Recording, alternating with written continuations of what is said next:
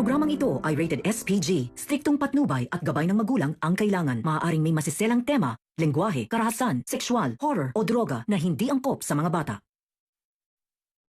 Naloka nga ng husto itong si Lilet nang malamang hindi pala ng ibang bansa itong si Mang Kanor at kasalukuyan nga itong nawawala. Alamin natin. Welcome back sa aking channel. Mga kaganapan sa Lilet Matias. Isang araw, sa isang kilalang restaurant, nagkita nga si Lilet at si Patricia. Si Lilet, isang matapang at matalinong abogado, ay naglalayo na tuklasin ang mga koneksyon ni Vivian kay Menard at kay Paco.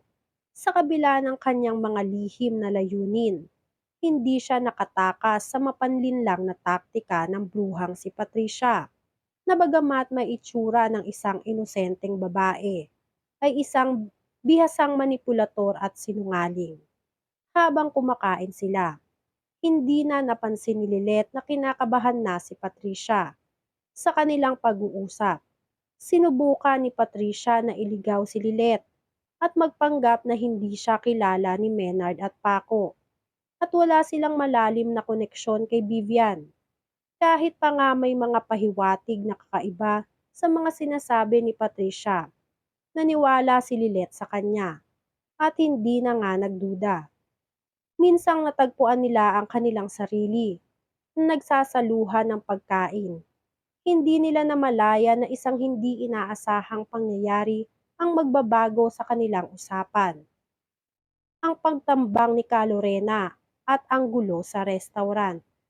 Habang sila'y kumakain, hindi nila namalaya na sa kabilang mesa lang si Calorena, ang asawa ni Constantino de Leon, at siyang isa sa may kanalaman sa kasalukuyang krisis ng pamilya. Agad na lumapit si Calorena kay Patricia. Halatang galit na galit si Calorena. Ang kanyang mga mata ay puno ng poot at selos. Anong ginagawa mo rito? Sigaw naman ni Calorena. Agad itong nag-init ng sitwasyon at muntik pang mag-abot sa sagutan. Ngunit si Lilet, sa kabila ng kanyang pagkadismaya sa mga nangyayari, ay nagpasya na pigilan ang gulo. Huwag po kayong manggulo dito, Calorena. Ang kanyang malumanay na sabi habang tinutulungan pa niyang umupo si Patricia. Iniiwasan na magpatuloy ang alitan. Napilitan si Constantino, ang asawa ni Calorena, na humarap sa asawa at tiyaking walang magaganap na mas malala pang eksena. Nang dumating siya, mahinahon niyang pinigilan si Calorena at iniwasan ang gulo. Ngunit sa likod ng lahat ng ito, isang lihim ng ngiti at tumimo sa labi ni Patricia, na naging sanhi ng mas lalong pag-init ng ulo ni Calorena. Ang simpleng ngiti na iyon ay tila nagsabi ng higit pa sa lahat nang sasabihin nitong si Patricia. Pagtatalo ni Constantino at Calorena sa bahay. Pag-uwi ng mag-asawang De Leon, sumabog na nga ang galit ni Constantino. Hindi na siya nakapagpigil at sinimulan niyang sisihin si Calorena sa lahat ng nangyayari sa buhay nila. Hindi mo ako matutulungan dahil sa mga ginagawa mo. Na-reject ako ni Hill. Ang galit na sinabi ni Constantino.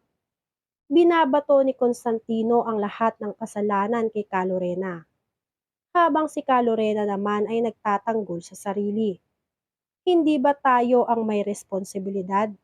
Kung hindi natin mauhuli ang tunay na may sala, hindi matatapos ang lahat ng ito. Sagot naman ni Calorena. Hindi nila napansin na sa buong pagtatalo, si Ino ang kanilang anak ay laging nasisisi. Ang mga tensyon ay patuloy na tumindi at ang kanilang pamilya ay nawawala ng direksyon. Nang magpatuloy ang kanilang alitan, si Calorena ay nagpakumbaba at nagmungkahi na baka kailangan nilang tanggapin na hindi na nila muling maibabalik ang kanilang reputasyon. Siguro, Constantino, kailangan nating tanggapin na wala na tayong magagawa. Hindi na natin maibabalik ang ating pangalan at reputasyon, ang sinabi ni Calorena. Ngunit hindi sumang-ayon si Constantino. Ayon sa kanya, hindi po pwedeng mawala na lang sila ng pag-asa. Kailangan nilang maghanap ng paraan upang matukoy ang tunay na salarin at makuha ang hustisya para kay Ino, pati na rin sa kanilang pamilya. Matapos ang ilang pag-uusap at debate, napilitan si Constantino na kumampanya kay Calorena. Pumayag siyang magtulungan at magplano kung paano nila makakamtan ang kanilang layunin. Pagbalik ng pamilya Matias sa insidente ng restaurant. Samantala, ang pamilya Matias ay nabigla sa nangyaring eksena sa restaurant, kung saan muntik nang magtulungan si Calorena at Patricia. Habang pinag-uusapan ito, si Tinang Ses, isang matandang miyembro ng pamilya, ay nagpahayag ng pagkabahala. Hindi ko na kayang magtiwala pa kay Patricia. Ang sabi ni Tinang Ses, hindi ito pinaniniwalaan ng pamilya at ang kwento na ibinahagi ni Lilet ay nagpatibay sa kanilang pananaw. Si Lilet na naniniwala kay Patricia ay nagsabing si Patricia ay tapat at walang masamang intensyon. Ngunit ang kanyang pananaw ay patuloy na nagiging mahirap na depensahan sapagkat may mga agam-agam ang kanyang pamilya ukol kay Patricia.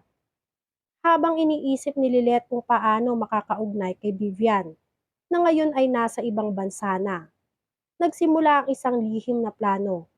Hindi alam ni Lilet na si Patricia ay nagkaroon ng ugnayan kay Vivian at nagsabi kay Vivian na magtago muna upang hindi maabala sa mga tanong ni Lilet. Ito ang dahilan kung bakit hindi nakatanggap ng kasagutan si Lilet mula kay Vivian. At sa halip si Patricia ay siyang nagmanipula sa mga pangyayari. Pag-uusap kay Melody at Kurt, ang pag-usbong ng mga bagong lihim. Sa kabilang banda, nakatanggap si Lilet ng tawag mula kay Melody, ang anak ni Mang Kanor, na nais makipagkita kay Lilet upang magtulungan sa investigasyon tungkol kay Mang Kanor. Ngunit napag-alaman nila na si Mang Kanor ay hindi na tumuloy sa kanyang biyahe patungo nga sa state at hindi nila alam kung saan matatagpuan. Napagdesisyonan nga ni Kurt na magsimula sa paghahanap kay Mang Kanor at sa kanilang investigasyon. Natuklasan nila ang pangalan ng anak ni Mrs. Feliciano. Ang mga pahiwatig na kanilang nakolekta ay nagdadala sa kanila sa mas malalim na investigasyon patungkol sa pagkawala ni Mang Kanor. Pag-usbong ng mga lihim, ang paglabas ng mga manipulasyon. Ngunit hindi ito natigil. Habang patuloy naghahanap ng mga pahiwatig ang pamilya Matias, nagpatuloy din ang mga lihim at manipulasyon ni Atty. Alon sa pamamagitan ng kanyang mga tauhan. Patuloy niyang itinago ang mga sikreto na hindi alam ni Eira, ang naguguluhang babae na iniiwasan ng pag-ibig ni Atty. Alon. Nakatakas si Atty. Alon at matagumpay niyang napagplanuhan ang mga nangyari sa buhay ni Eira. Naituloy ang mga hakbang na gagawin ni Lilet at Kurt upang matutunan ang mga lihim na pagkukubli sa mga taong may masamang layunin. At ang tanong ngayon ng lahat, makakamtan ba nila ang katotohanan bago pa man magtagumpay si Patricia at si Alon sa kanilang mga layunin? Yan nga ang mga kaganapan at mga dapat nating abangan dito sa Lilet Matias. Kung gusto nyo pa ng mga ganitong klaseng video ay mag-subscribe at i-like itong video na to. Maraming salamat po.